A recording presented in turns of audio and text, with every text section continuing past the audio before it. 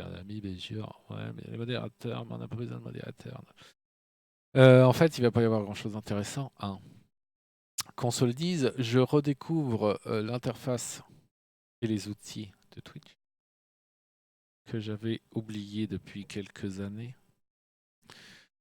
Alors, donc, il va pas y avoir grand-chose pour la bonne, simple et bonne et très bonne raison que, comme vous pouvez voir, vous voyez, oui, vous allez. Tous ces petits trucs là, ces petits trucs rouges. Ah, qu'est-ce que c'est que tous ces petits trucs rouges? Faut vous le demander. Eh bien, c'est assez simple. C'est que j'ai voulu faire la mise à jour de mon poste de travail sous Ubuntu et boum, tout a pété et donc bah, je recommence. Je vois que ça pète de partout là. Ouais, non, ça a l'air de marcher. Et donc oui, c'est vrai que c'est assez difficile. J'avais oublié surtout. Le téléphone n'a pas sonné de la journée. Je lance le stream. Je sais pas si vous entendez. C'est assez miraculeux quand même. Qui c'est? Mais je suis pas là. Bon, c'est pas grave. Donc je disais que j'ai dû réinstaller Ubuntu et donc c'est la merde. Et donc ce qui fait que bah, j'ai toutes les librairies, toutes les packages, toutes les dépendances du projet qui ne sont plus là. Là, j'arrive avec un Go tout nu. Et donc l'éclate du jour, ça va être tout simplement d'installer tous les packages qui nous manquent pour... Il va se calmer lui. Pour faire fonctionner tout ça, alors pour pas s'embêter à aller rechercher tout, on va faire encore mieux, c'est que je vais lancer les tests. Donc j'utilise un petit truc qui est bien sympatoche, je sais pas si vous connaissez ou pas. C'est ceci, cela abaisse un petit peu, voilà comme ça. Donc c'est un task runner, comment on pourrait dire en français, j'en sais rien. Mais vous voyez ce que je veux dire quand même. Et donc qui permet, bah, c'est comme les Makefiles, tous ces trucs-là, sauf que c'est en Go, c'est plus rigolo. À l'occasion, je peux vous montrer à quoi ça ressemble, un fichier, sauf que celui-là, il doit rien y avoir dedans. Enfin, pas grand-chose, je pense. Voilà. Comme j'avais dit, il n'y a rien. Dans celui-là, il n'y a rien. Il y a juste la commande pour l'instant pour faire tous les tests. Et pourquoi je vais utiliser ça? Parce qu'en lançant les tests, donc task avec la tâche test, eh bien, je vais tout de suite voir tous les packages qui me manquent. Et là, je suis épuisé rien qu'à le regarder. Salut, waouh, ça y est, le chat marche. C'est marrant parce que j'étais deux fois et j'étais une fois en rouge et là-bas j'étais en bleu. Je ne sais pas pourquoi, c'est absolument fabuleux. C'est la technique. Donc, et ben voilà. Donc aujourd'hui, ne vous attendez pas à du code, mes pauvres amis. Donc on va goguetter tout ce qui nous manque en essayant de ne pas se prendre les mains dans ce fucking fil qui m'énerve. Donc ça c'est fait. Qu'est-ce qui nous manque après? Gorm, bien entendu. Alors ça a du bon de cracher complètement son installation. Bon, j'ai de la chance hein, parce que la précédente, j'étais parti avec Ubuntu 14.10, si je me souviens bien à l'époque. Donc ça fait un bout de temps. J'ai quand même survécu à pas mal de mises à jour. Pas de bol. Qu'est-ce que j'ai fait? J'ai oublié le get. Alors, j'ai même pas besoin du moins U. Donc là, en passant à la 18, j'avais tellement de bordel dessus que ça n'a pas supporté, donc j'ai dû tout réinstaller. Et ben comme ça, on repart au propre, c'est pas mal. Il nous manque ça, go get. Peut-être qu'on va pouvoir faire un peu de code si je me dépêche. Si je me souviens bien, je crois qu'on peut go getter plusieurs à la fois. Hein. On va voir, ouais, ça marche. Postgres, c'est bon. SQLite. Donc là, en fait, faut pas se réjouir trop vite, on n'en voit pas beaucoup, mais en fait, au bout d'un certain nombre d'erreurs, euh, il arrête complètement. On le voit d'ailleurs en bas, on le voit pas. Le son est correct ou il sature encore? Je vois que sur l'image, des fois, ça fait des trucs, mais ça n'a rien à voir avec le son. Mais le son, je ne sais pas. Ok, bon, bah parfait. Si c'est nickel, c'est nickel. Donc, évidemment, là, c'est la reprise des streams. Donc, pour expliquer un peu le projet, puisque en plus, il y a quelqu'un d'autre impliqué dedans qui est sur le chat. Hein. Posez-lui des questions si vous voulez. Ouais, voilà, là, vous voyez la merde? Enfin, non, vous la voyez pas encore, vous. Est-ce que... Ouais, voilà. Je sais pas pourquoi ça fait ça, là, sur le... Bon, je verrai ça plus tard. Euh, Donc, en gros, le projet... Vous voyez sa vie? Bon, ouais, je sais pas. Ouais, le focus de la cam, je sais. Mais alors, c'est un miracle que la cam, déjà, elle fonctionne. Parce qu'avec la version d'OBS de la distribution, impossible de récupérer la cam. J'y ai passé 1 heure ce matin et ça m'a saoulé. Donc j'ai récupéré les sources, je les ai pour avoir, être sûr d'avoir tous les derniers trucs. Et en le compilant, ça passe. Par contre, j'ai aucun moyen de, pour l'instant, oh, j'ai peut-être une idée, cela dit, de désactiver entre guillemets l'autofocus. Donc bon, on verra ça plus tard. Là, c'est vraiment la reprise. C'est un peu pour tester tout, comment ça marche. Donc on va récupérer Echo, Echo qui est le framework web que est utilisé ici. Non, c'est pas gênant, surtout que je sais que je suis beau, mais il y a des plus belles choses à regarder. Non, par contre, ce qui est plus gênant, c'est la console, là, parfois l'affichage qui saute. Alors je sais pas, je sais pas. Je ne sais pas pourquoi. Si ça le fait que sur la console, c'est pas bien grave parce que c'est pas le truc qui va être le plus utilisé. Si ça le fait aussi sur l'éditeur de code, ça va être un peu plus embêtant. Donc Echo, le framework web qu'on vient... Je vais les faire un par un, comme ça je vais expliquer au fur et à mesure un peu ce que c'est. J'ai pas besoin de copier d'ailleurs, je suis bête. Base 58, eh ben, c'est un package pour encoder en base 58. Alors, puisque la question va se poser un jour, eh bien, on va y répondre tout de suite. Pourquoi base 58 et pas base 64? Donc c'est quoi déjà la différence? Comme le nom l'indique, 58, ce qui va être encodé va utiliser 58 caractères. Et la différence, donc par où commencer l'histoire? L'histoire, c'est qu'en fait, si on encode en base 64, on va avoir des zéros, des O, par exemple. Et donc, quand on va voir la chaîne, eh ben, on va pouvoir faire des erreurs entre les O, voire certains... J'ai dit les O et les O, hein, on va confondre les O et les O. Les zéros et les O, par exemple. Et l'avantage de base 58, c'est que ça supprime... En plus, on peut choisir plusieurs alphabets, mais bon, bref, faisons abstraction de ça. Ça va supprimer tous les confusions possibles. Et ça peut... C'est pas crucial, c'est un petit détail.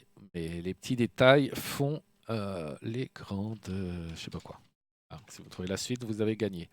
Donc, log... Alors, ça s'écrit log russe, mais on va prononcer ça log rs. C'est un package pour, comme son nom l'indique, sortir les logs. Qu'est-ce qu'il nous faut? Viper, ensuite, je vous conseille l'excellent Viper. Viper, c'est une librairie qui va permettre de gérer la config, donc il va pouvoir lire des fichiers de config, etc. Et qui va servir pour la config de base, c'est-à-dire ce qui va vraiment permettre à lancer la base de l'application, c'est-à-dire c'est là où il va y avoir, par exemple, dedans la configuration des logs, mais surtout des choses indispensables pour que le reste fonctionne, et en particulier la connexion à la base de données. Parce que évidemment, dans un truc idéal, il faudrait que la config soit en base de données, parce qu'en fait, il va y avoir beaucoup de paramètres qui vont être configurables, pas forcément à configurer, nuance, mais configurables. Et donc, on ne peut pas se contenter de les mettre dans un fichier qu'il va falloir modifier tout le temps. Donc ça, dans ce fichier-là, qui va être géré par Viper, il va y avoir la base, donc par exemple la connexion à la base de données, enfin on verra ça plus tard, et la grande partie des autres paramètres vont être en base de données pour pouvoir être édité, oui, édité plus facilement. Il y a mon chien qui d'un seul coup se lève. Ça y est, c'est peut-être l'habitant mystère de la maison. Go-get, donc on go-get, on go-get, on go-get. Qu'est-ce qu'on a après? SQL Mock, ça c'est intéressant aussi, c'est un truc que j'ai découvert récemment. Parce que ce projet-là, on va le faire super proprement. Je tourne la tête comme ça parce que en fait, j'ai plusieurs écrans et là j'ai un autre tour que j'ai besoin de regarder de temps en temps. Donc ça vous donne un point de vue super intéressant en plus sur ma calvitie, c'est super cool. Et qu'est-ce que je disais? Oui, SQL Mock, c'est super cool parce qu'en fait, ça permet de faire des tests unitaires sur le code qu'on est en train de faire, sans taper dans la vraie base de données. Donc ça Le principe, donc on le verra aussi plus tard, c'est qu'en fait, on va créer un faux connecteur de base de données, puis on va lui dire si tu as tel type, qu'est-ce qui t'arrive la noix-noix?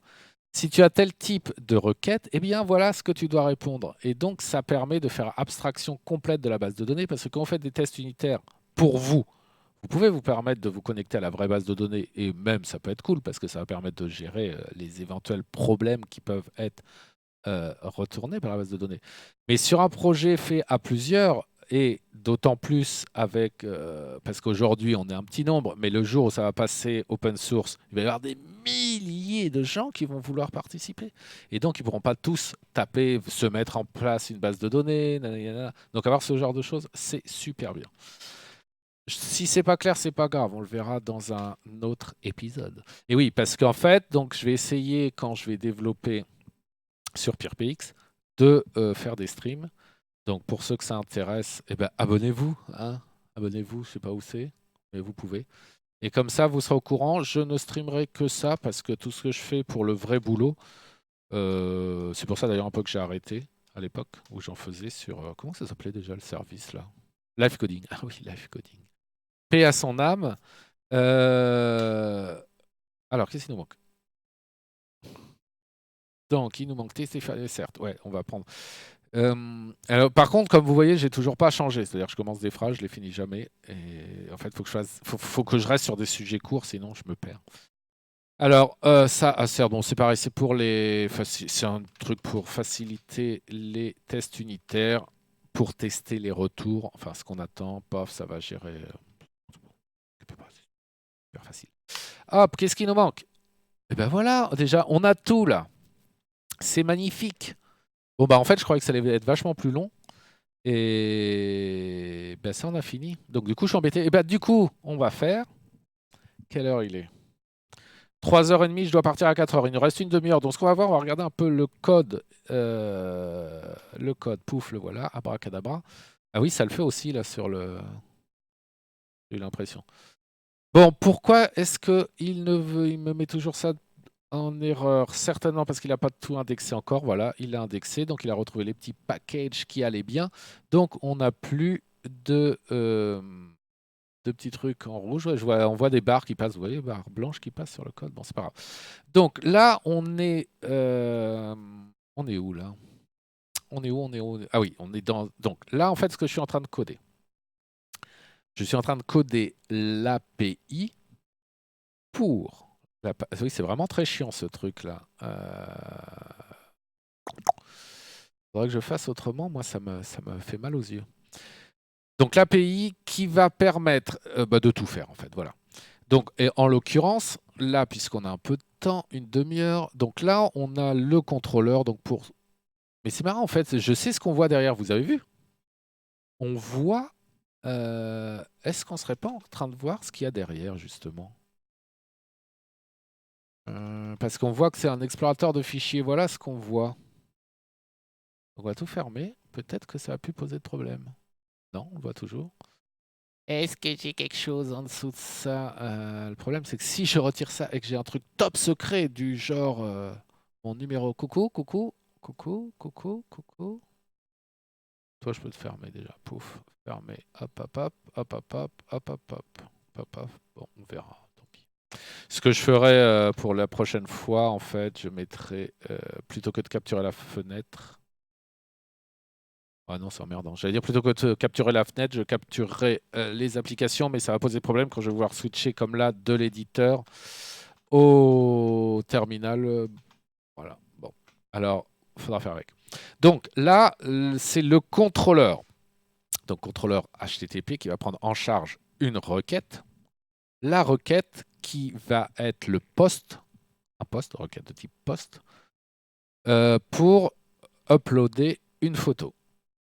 Est-ce que vous voulez que je vous explique un petit peu de quoi il retourne? Ça me le remettra en tête, remarquez, ce ne serait pas du tout bébête. Donc pour l'instant, il manque plein de choses là-dedans. En particulier, on va voir dans le déroulé qu'il n'y a pas du tout, par exemple, de gestion de l'utilisateur. Parce qu'en fait, la finalité là, pour cette première étape, c'est de pouvoir mettre à disposition et en ligne certaines ressources de l'API pour pouvoir commencer à bosser sur l'autre partie, sur les clients, et en l'occurrence, clients web, pour continuer à travailler. Donc là, ce que doit faire par exemple le poste, pour l'instant, donc le contrôleur qui va gérer la requête de poste, c'est simplement, entre guillemets, prendre la photo, le fichier qui va lui être transmis, vérifier que c'est une photo, même si... hein, bref, je n'entre pas dans les détails. La retailler au format maximum, défini par l'admin. La sauvegarder en dur, donc le fichier en tant que photo quelque part. L'enregistrer dans une base de données pour la référencer un tout petit peu, enfin un tout petit peu pour l'instant, un tout petit peu. Et puis voilà, tout simplement. Donc, je vous ai pas expliqué en fait le truc que c'est au final. Je sais pas si c'est pas trop tard. Mais je vais le faire quand même. Donc en fait, PurePX, c'est quoi? Vous connaissez 500px, vous connaissez Flickr, vous connaissez SmugSmug, vous connaissez tout. En fait, c'est réseaux sociaux de partage de photos. Il est arrivé un temps où il est temps de se dire pourquoi? Voilà, pourquoi? Hein, pourquoi? Pourquoi en fait je vais arriver à formuler ce que je veux dire, hein, ça prend du temps. Non, mais en fait, ce que je veux dire par là, c'est que c'est vrai qu'aujourd'hui, on l'entend partout, ouais, tout est centralisé, gna gna gna. C'est vrai que ça pose problème, malgré tout. Ça pose problème. Alors, on va pas parler des histoires de Facebook et compagnie qui arrivent, qu'on a entendu de partout, là, mais on va rester dans le domaine de la photo qui nous concerne. Qu'est-ce qui s'est passé ces derniers temps? Il y a eu des mouvements. Il y a eu Flickr, par exemple, qui était mourant. Donc déjà, ça faisait flipper, quoi. Ça fait 10 ans qu'il est en train de mourir. On s'est dit peut-être qu'il va finir par lâcher. Et qui a été racheté par SmugSmug. Et je ne sais pas si vous êtes chez Flickr, mais si vous l'êtes, vous avez dû recevoir un joli mail qui vous dit pour l'instant, notez-le, pour l'instant, ça ne change rien pour votre abonnement. Sous-entendu, bien entendu, qu'à terme, ça va forcément changer quelque chose. D'une part. D'un autre côté, vous avez 500px, donc un autre site de partage réseau social de photos, réseau social de photos, qui s'est fait racheter par une boîte chinoise. Voilà. C'est quand même assez sensible tout ça. C'est-à-dire que si demain les Chinois, si ça passe sous législation chinoise, qui devrait être le cas d'ailleurs, moi je connais pas du tout la loi là-bas. Est-ce que par exemple, est-ce qu'ils respectent totalement les droits? Bon, ils n'ont pas intérêt non plus de faire des boulettes parce qu'ils vont perdre tout le monde, mais est-ce qu'ils ont les mêmes droits par rapport aux licences, etc. Est-ce que demain, je crois qu'en plus la boîte qui a racheté 500px, je suis pas sûr, hein, ce sera à vérifier, mais c'est aussi une boîte qui possède une, comment que ça s'appelle? Enfin, qui vend des photos là, comment ça s'appelle? Enfin, vous voyez quoi, une banque d'images payante. Donc les gars, je vois très bien, ils pourraient taper dedans. Ça, c'est un premier problème. Et puis tout le contenu qu'on fait pour des photos, c'est pas comme sur Twitter où on raconte n'importe quoi. Si les gens veulent reprendre notre n'importe quoi, c'est pas dramatique. Mais là, en fait, on confie nos photos à des organismes privés, et puis au final, on ne sait pas trop ce qui va arriver. Si on veut, par exemple, si je veux fermer mon compte Flickr, mon compte 500px et tout ça, est-ce que je peux facilement récupérer mes photos? Ou est-ce que mes photos qui sont là-bas sont perdues? Parce que faut pas l'oublier ça. Vous connaissez ça, c'est génial. Euh, c'est ça qui est important, oui. C'est qu'il y a beaucoup de gens qui poussent leurs photos sur un service comme ça, et puis en fait, ça leur sert quelque part de backup. Ouais, mais le problème, enfin plus que de backup, et je ne vais pas leur jeter la pierre, puisque j'ai des photos que j'ai sur Flickr ou 500px que j'ai plus nulle part ailleurs. Mais le jour où eux décident de fermer, décident de ceci, de cela, eh ben on perd tout. Donc bref, là, l'idée qu'il y a derrière PurePX, c'est de créer une brique à la base, qui va permettre de créer ce genre de service. OK? Sur tout le spectre possible. Ce que j'entends sur le spectre possible, c'est qu'on va avoir la base du spectre. C'est par exemple des services à la Snapchat, par exemple. À la Snapchat, qu'est-ce que je raconte? Ah, comment ça s'appelle le truc Ah va me revenir. Le truc de partage de photos qui était à la base uniquement sur mobile, ça va me revenir, ça va me revenir, ça va me revenir. Vite, aidez-moi, aidez-moi, aidez-moi, aidez-moi. Enfin, vous voyez quoi, le truc c'est qui a été racheté par Facebook et qui fait des millions et des millions. En gros, on poste, on prend en photo notre caca quand on fait caca, puis on le poste, regardez comme c'est beau, on mange des haricots, on dit regardez, on a mangé des beaux haricots. Je perds la boule, j'arrive pas à m'en rappeler, un des trucs les plus connus. Bon bref, vous voyez ce que je veux dire. En gros, on poste tout ce qui vient du tout venant jusqu'à l'autre extrême, qui était par exemple ce qu'était 500px à la base, c'est-à-dire un service où on postait vraiment nos plus belles photos, les trucs vraiment chouettes et compagnie. Bon, maintenant, c'est à la limite du site porn 500px, mais bon, bref, c'est une autre histoire. Donc la brique de base va permettre de faire tout ça. Après, comment ça va fonctionner? Vous allez pouvoir créer votre... Ah mince, j'avais laissé les bots là-dessus, il faut que je les vire. Vous allez pouvoir, vous, créer votre propre instance. Qu'est-ce qu'il va vous falloir pour ça? Eh bien, il va vous falloir une machine connectée à Internet, c'est mieux. Et encore, pas forcément, si vous voulez vous la faire que pour vous et pas partager, pourquoi pas après tout. Et là-dessus, donc, vous allez définir différentes règles, en particulier si vous voulez accepter des gens et ceci et cela. Vous allez créer donc votre 500px si vous voulez pour vous. Et en plus, il y a le côté fédération qui va vous permettre de vous fédérer à d'autres instances, de vous regrouper. Et l'ensemble des instances vont pouvoir, je le fais simple, hein, en fait, voilà, mais vont pouvoir se causer ensemble. Et de même, par exemple, si vous êtes un utilisateur sur une instance X et que vous aimez bien les photos d'un utilisateur sur une instance Y, ben vous allez pouvoir le suivre pareillement comme si c'était un seul et même service. Voilà la base. J'y reviendrai certainement de façon plus détaillée un autre jour, puisque là c'est freestyle total, je n'avais pas prévu du tout de faire tout ça. Mais bon, c'est pour vous situer un tout petit peu le truc. Donc, la base, pour l'instant, ce contrôleur-là, ce qu'il fait, donc on y revient, c'est qu'il fait les photos. On va voir un petit peu le code. Donc, qu'est-ce que l'on a là? Donc, on va s'occuper que du contrôleur qui prend donc la photo via une requête post et qui l'enregistre quelque part et qui enregistre ces informations dans une base de données. Donc, on a le format de la réponse. Donc, vu que c'est une API, pour l'instant, on fait comme ça, on verra plus tard éventuellement. Ça va être une réponse de type JSON. Donc, on définit une structure Go, qui correspond à la réponse. Cette structure va comprendre un code. Alors, ça aussi, hein, c'est les premiers G, ça pourra bouger, on ne sait pas. L'intérêt du code, c'est qu'on va pouvoir faire facilement... c'est bien beau de dire un message d'erreur, mais une machine, c'est plus facile à lui faire comprendre un code. Hein.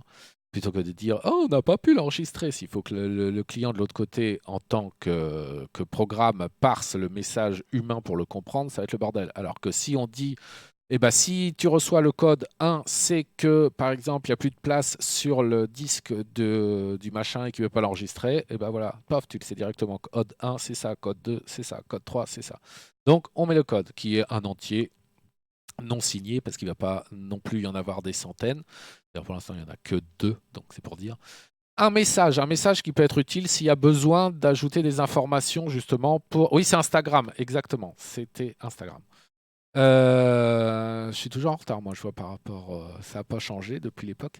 Donc, le message, c'est si on a besoin d'ajouter. Ça peut aussi servir, par exemple, pour les logs de l'autre côté. Ça peut être intéressant aussi. Mais le message, donc, c'est plus là pour l'humain. Et le truc qu'on va retourner, c'est l'identifiant de la photo. Alors là, c'est important.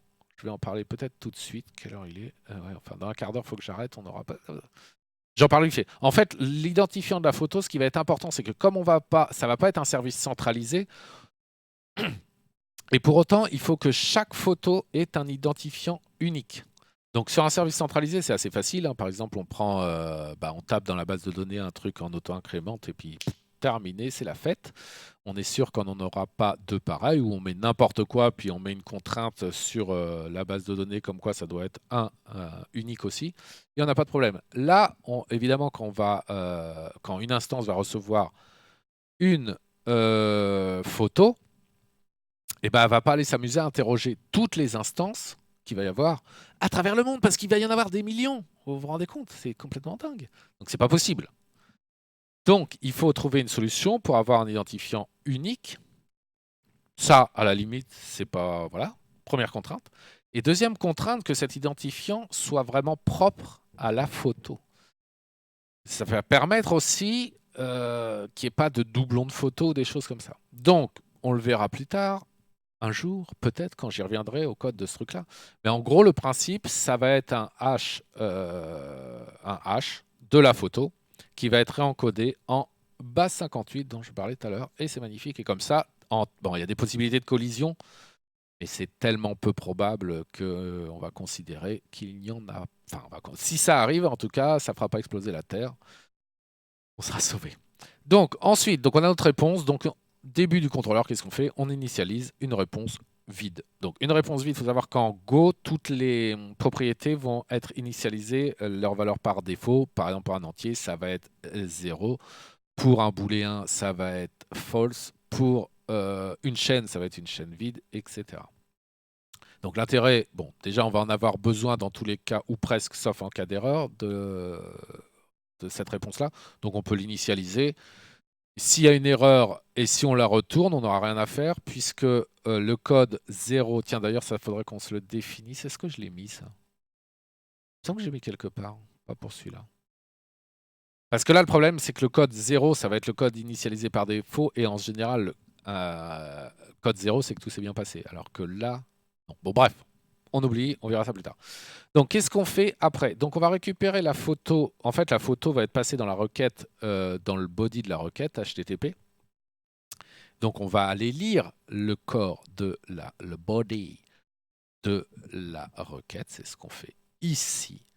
Et bien entendu, le truc ultra récurrent en Go et qui fait que beaucoup de gens râlent après Go, c'est qu'on check toutes les erreurs. Oui, parfaitement, parce qu'on ne doit pas laisser passer une erreur. Jamais.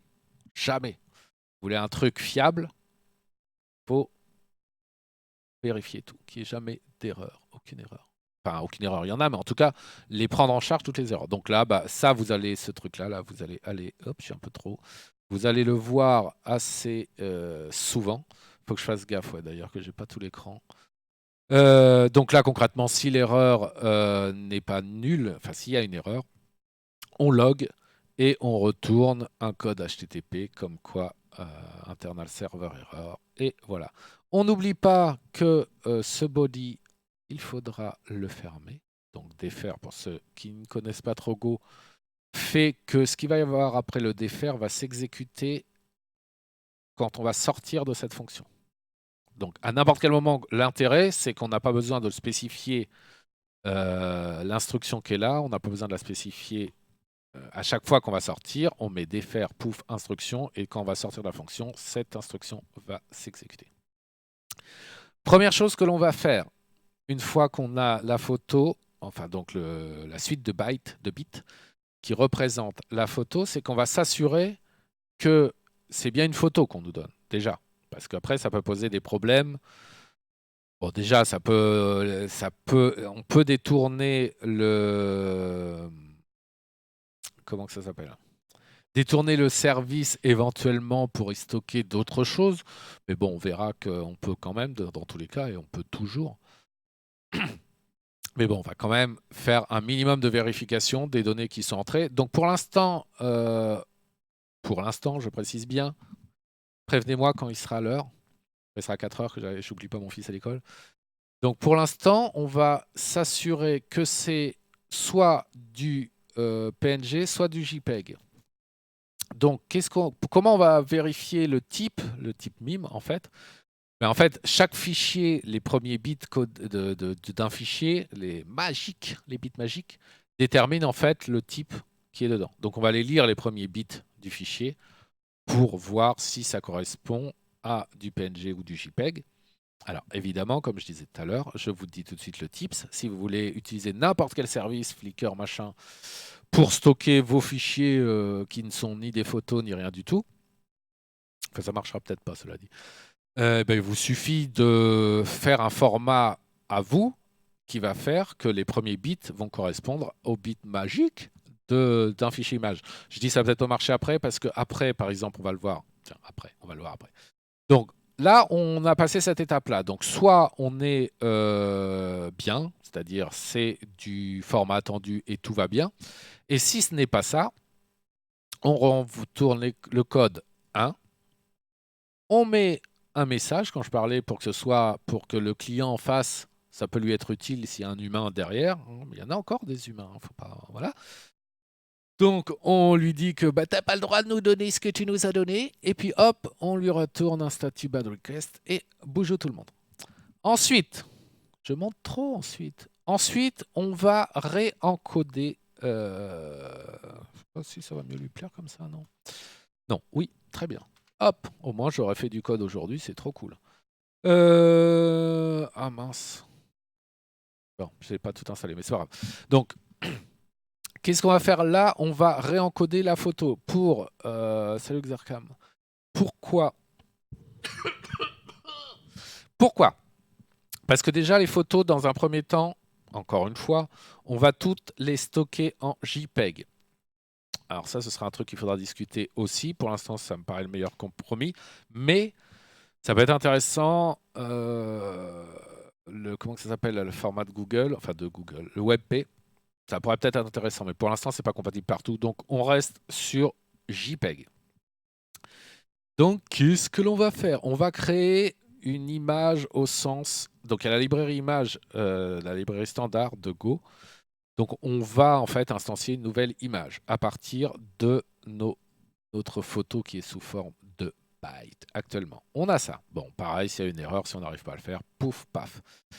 Donc, première chose avant de réencoder au cas où c'est pas du JPEG ou du machin ou du bidule, on va vérifier, on a défini justement le fameux fichier de config, une largeur maxi, une hauteur maxi. Donc, parce qu'évidemment, quand quelqu'un va pousser une photo de 500 millions de pixels, si c'est possible, c'est pas le but du service, ça pourrait, hein. Mais bon, a priori, c'est pas le but de stocker les photos en RAW en super grande définition.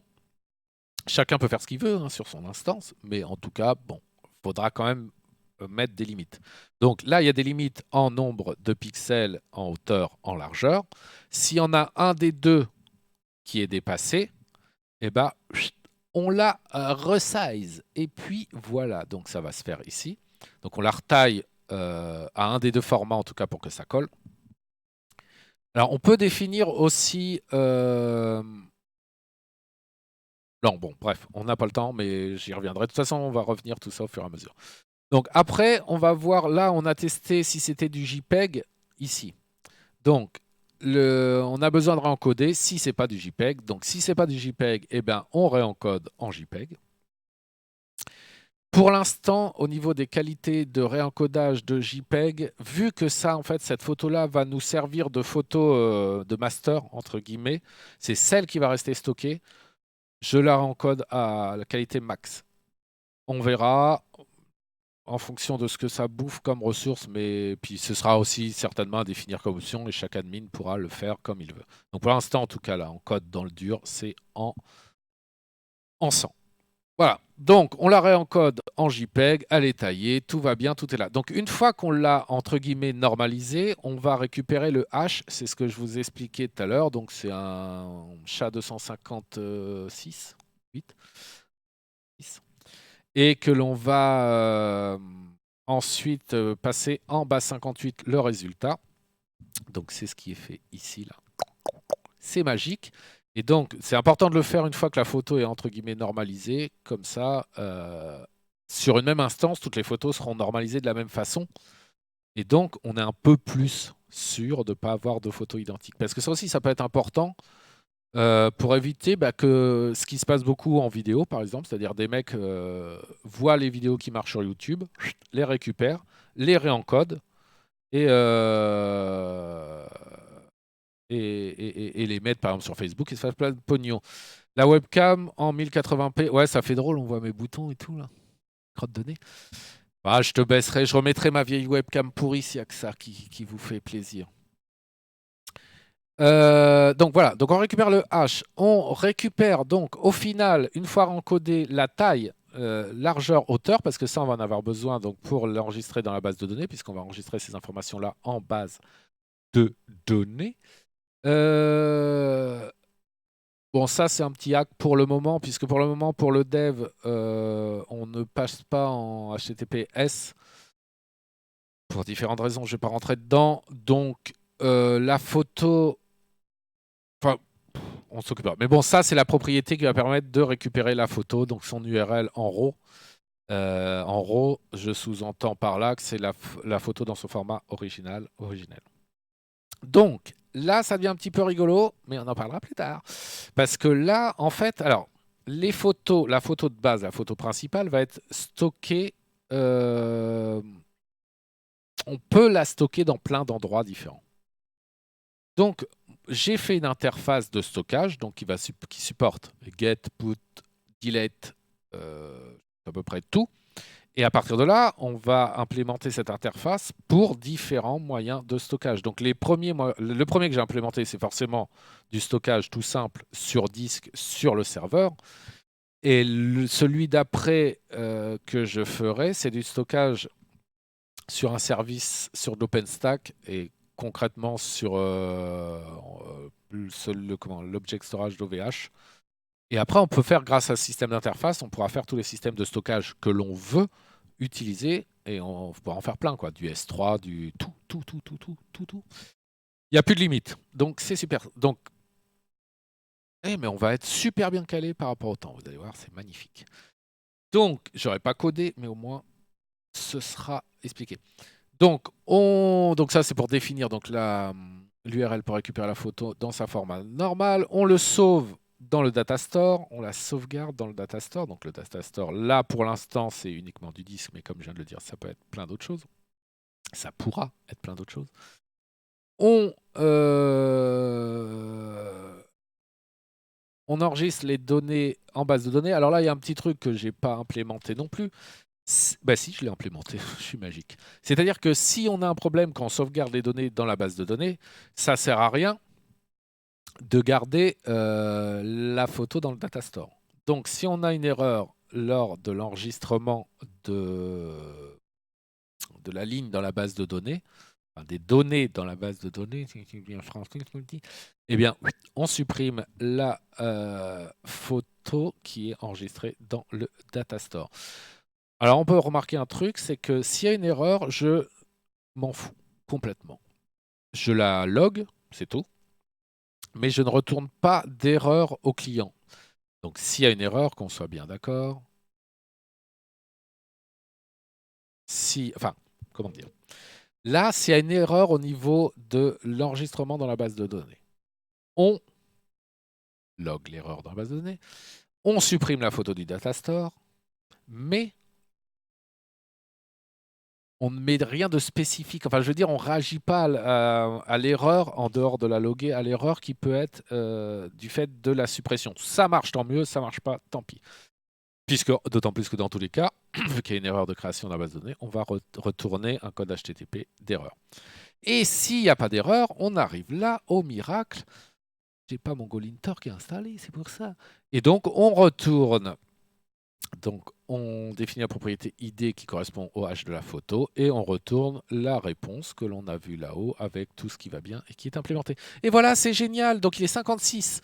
Et donc, je vais arrêter dans 4 minutes, très exactement. Donc, si ça vous intéresse, je vais essayer... Bon, comme on a dit entre nous, ceux qui travaillent dessus, notre priorité, c'est de bouffer. Hein, donc, on code avant tout pour notre boulot. Et sur nos temps libres, eh bien, on travaille là-dessus. Donc, je ne vais pas vous dire, ce sera tous les jours, à telle heure, tous les lundis, tous les mardis, où je vais streamer le développement de PurePix. Je ne sais pas. Ce sera, quand j'aurai le temps. Donc, abonnez-vous. Abonnez-vous si vous voulez voir la suite. J'essaierai de mettre en place un truc pour qu'il y ait des petites alertes peut-être sur Twitter. Donc si vous voulez me suivre sur Twitter, j'ai pas mis encore là-dedans. Non, j'ai pas fini les liens. C'est @porout. C'est mon pseudo. C'est le même pseudo que sur Twitch. Exactement le même. Mon vrai pseudo, c'est Tourop. Hein. Mais évidemment, je me suis réveillé trop tard, donc on me l'a piqué sur Twitch, les petits fumiers. Et sur Twitter aussi, pourtant, je m'étais pris de bonheur. Bon, bref. Donc voilà, la suite peut-être demain, si j'ai le temps de finir ma valise avant.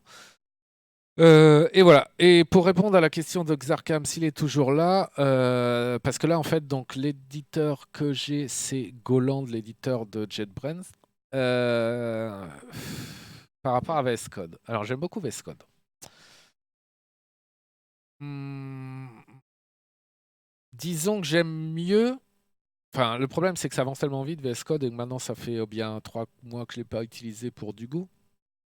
Mais l'implémentation est beaucoup plus. Qu'est-ce que je raconte? L'implémentation, le code machin, là, la suggestion de code et compagnie est meilleure, je trouve, sur Goland. Un petit défaut que je trouve, moi, à Goland, c'est que pourtant, j'ai quand même une assez grosse machine là. Et ben, il y a plus de latence que VS Code. Des fois, quand t'as, par exemple, il y a un truc qui m'énerve. Alors, je vais pas le faire parce que ça va jamais marcher. Le truc qui m'énerve, c'est que bien souvent, vous voyez là ou pas? Euh, je vais essayer de le faire, mais ça va pas marcher. Mais bon, on va mettre par exemple if r égale 1000. Hop. Vous avez vu? Non, vous n'avez pas vu? Regardez bien, il a bloqué entre les lettres. Et des fois, vous avez vu, entre les deux R. Mais là, on s'en fout un peu, mais là, ça a quand même marché. Mais il m'arrive souvent, je fais if, je continue à taper mon truc, et ben ça ne l'affiche pas. Je suis obligé de le reprendre parce que il essaye de réfléchir ce qu'il va pouvoir me proposer après le if. Et donc, pendant ce temps-là, ce que je tape, il s'en fout complètement, quoi. Et ça m'arrive. Ça m'arrivait pas. Ça m'arrivait sur les dernières versions là, et ça m'embête. Ça m'embête. Sinon, voilà, VS Code est très bien pour le prix qu'il vaut. Il est très bien. Voilà. Mais celui-là, en fait, je voulais plus le tester parce que je l'avais testé au début. Les messages du bot là qui arrivent sur le chat, n'en tenez pas compte. C'était quand j'étais jeune et que je faisais des. C'était l'an dernier, quand je faisais des streams de jeux vidéo. Donc voilà. Ouais, je voulais le tester à la base, donc je l'ai testé, là je l'ai gardé. De toute façon, en général, je suis très instable comme mec. Donc je change régulièrement. Et voilà, parce que j'aime bien découvrir de nouveaux trucs. Et puis comme je disais, VS Code, ça évolue tellement vite que bah, si ça se trouve, dans 6 mois, il sera super génial. Enfin, il est déjà super bien. Et voilà, donc c'est pas. Voilà. C'est plus pour le fun que parce que VS Code me posait problème. Donc, on se. Oui, il faut que j'aille chercher le fiston. On se retrouve. Donc, encore une fois, si vous voulez suivre la suite, ben, abonnez-vous, c'est la meilleure façon pour l'instant. Parce qu'il n'y a pas de truc défini. J'essaierai d'en parler sur Twitter quand j'aurai fini de mettre tout le setup en place. Parce que là, en fait, c'est plus. Aujourd'hui, c'était plus un test. D'ailleurs, il doit y avoir. Voilà. C'est plus un test qu'autre chose. Je voulais voir si tout fonctionnait à peu près correctement. Ça a l'air et c'est plutôt cool. Et après, on va reprendre les choses sérieusement. Et donc, je vais essayer au maximum de streamer sur ce projet-là. Donc, encore une fois, sur rien d'autre. Mais sur ce projet-là, parce que déjà, c'est important d'impliquer le plus de gens possible. Hein, parce que si aujourd'hui, on travaille entre nous, parce que le démarrage, hein, c'est pareil, ne cherchez pas le projet sur GitHub, il est privé pour l'instant, et même si ce sera open source. Et il sera privé tant qu'il n'y aura pas quelque chose d'entièrement, quelque chose de fonctionnel, tant que la base ne sera pas fonctionnelle. Gérer un projet open source, ça demande un temps fou. Voilà. Alors, si on commence dès le départ, alors qu'il n'y a rien, à être 50, à commencer à dire oui, mais il faudra mieux ça, non, ça, c'est fini, c'est mort, c'est plié, on fera rien. Donc là, on est un petit groupe, on bosse en petit comité jusqu'à ce qu'on produise quelque chose. Après, ce sera vraiment donc le repos passera en public.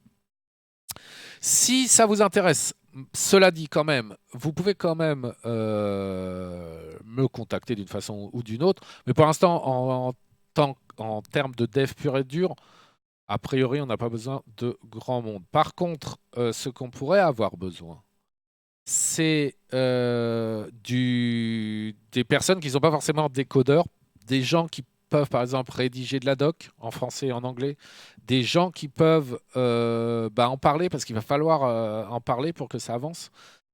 Tu es un super bon graphiste, tu veux faire un super logo? Eh bien, je t'écoute. Vas-y, prends contact. Et voilà, sur ces bonnes paroles, je vous dis à la prochaine fois, peut-être demain. C'est pas sûr parce que comme j'ai tout ça, tout mon poste de travail installé. Mais on essaiera, même si c'est un petit encore pour parler. Donc demain, peut-être. Allez, ciao, à plus les puces. À plus les puces. À plus les puces. Voilà, c'est ça. À plus les puces et bisous les loulous. Ciao.